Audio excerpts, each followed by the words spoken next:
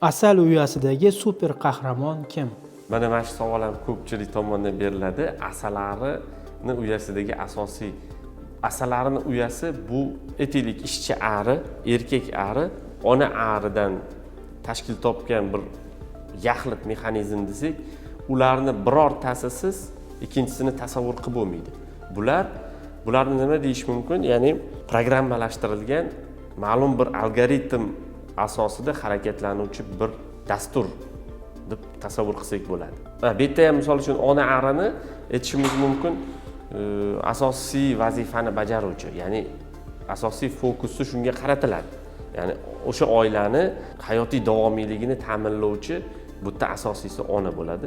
Ya'ni u bir kunda O'zbekiston sharoitida 1,5–2,000 donagacha, hattoki ba'zi bir zotlarda 2,5 donagacha bir kunda tuxum qo'yish orqali oilani mavjudligini ta'minlab turadi. Chunki asalarilar bu joyda sezoniga qarab, ya'ni mavsumiga qarab, kuchli asal keluvchi mavsumda 30 kungacha, asal kelmaydigan qishlov davrida esa 6 oygacha yashash xususiyatiga ega.